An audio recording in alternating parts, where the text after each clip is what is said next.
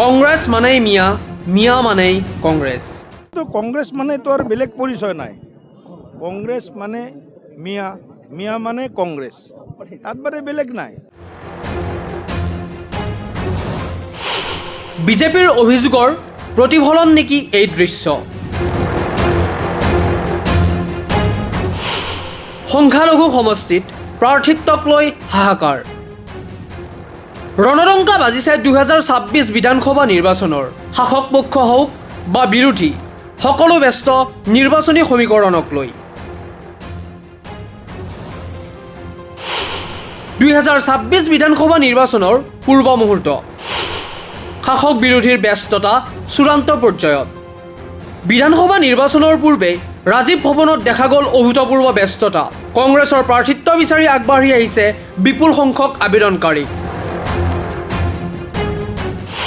ৰাজীৱ ভৱনত টিকট বিচাৰি ভিৰ। 7 শতাধিক লোকে দাখিল কৰিলে প্ৰাৰ্থিত্বৰ আবেদন। কিন্তু এই ভিৰৰ মাজতেই স্পষ্টভাৱে চকুত পৰিছে এক বিশেষ চিত্ৰ।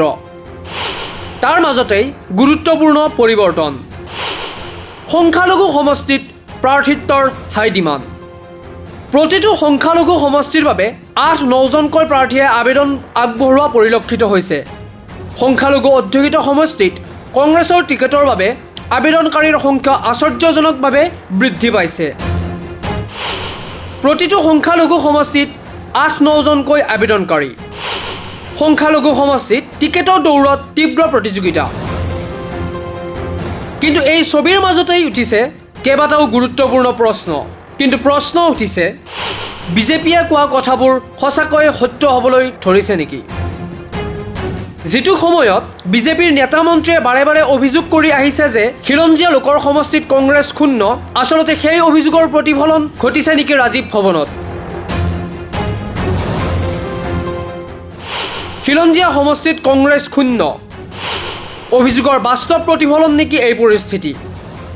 ডিমৌ নাজিৰাকে ধৰি কেইবাটাও খিলঞ্জীয়া অধ্যুষিত সমষ্টিত এতিয়ালৈ কংগ্ৰেছৰ টিকট বিচাৰি আগবাঢ়ি অহা নাই এজনো আবেদনকাৰী। ডিমৌ নাজিৰাকে ধৰি বহু সমষ্টিত আবেদন শূন্য।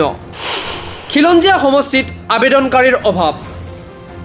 তাৰে বিপৰীতে সংখ্যালঘু সমষ্টিত প্ৰাৰ্থিত্ব বিচাৰি হোৱা ভিৰে যেন বিজেপিৰ মিয়া প্ৰেম অভিযোগক পুনৰ চৰ্চালৈ আনিছে। সংখ্যালঘু সমষ্টিত আবেদনকাৰীৰ ভিৰ, বিজেপিৰ মিয়া প্ৰেম অভিযোগ পুনৰ চৰ্চাত।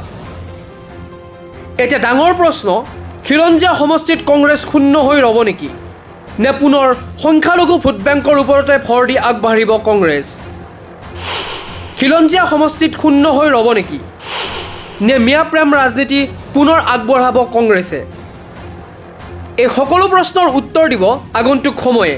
কিন্তু ৰাজীৱ ভৱনৰ এই দৃশ্যই ইতিমধ্যে অসমৰ ৰাজনীতিত নতুন বিতৰ্কৰ সূচনা কৰিছে।